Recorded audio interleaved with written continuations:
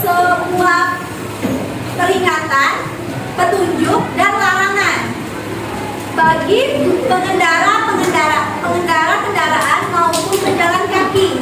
Nah, rambu-rambu lalu lintas bertujuan untuk menjaga di terminal, di pasar, atau di tempat-tempat lainnya. Kalian mungkin pernah melihat tanda-tanda atau lambang sebagai petunjuk.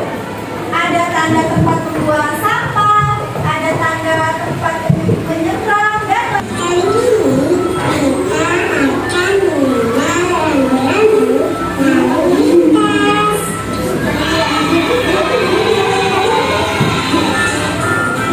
Yang pertama, mengenal rambu peringatan. Instrumen iklim. sekarang kan kalian sudah lihat videonya tadi. Ada yang tahu nggak contoh rambu larangan? Ya boleh.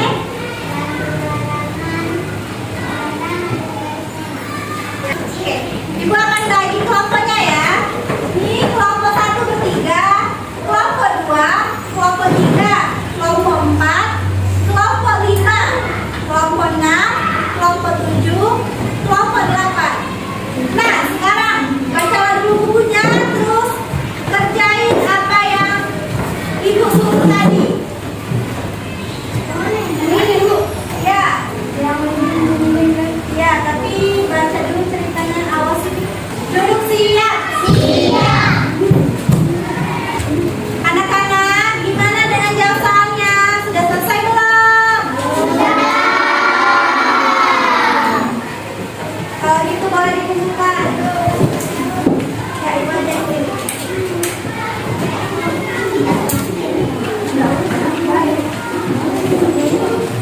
Ada yang tahu nggak apa itu paragraf argumentasi? Belum ada yang tahu? Nah, sekarang kita baca bukunya halaman 56. Diskusi atau menyampaikan pendapat secara lisan atau tertulis, kalian perlu menyebutkan alasan atau penyebab kalian berpendapat demikian. Makin kuat alasan atau didukung oleh bukti-bukti seperti peraturan atau data ilmiah, maka makin kuat pula pendapat kalian.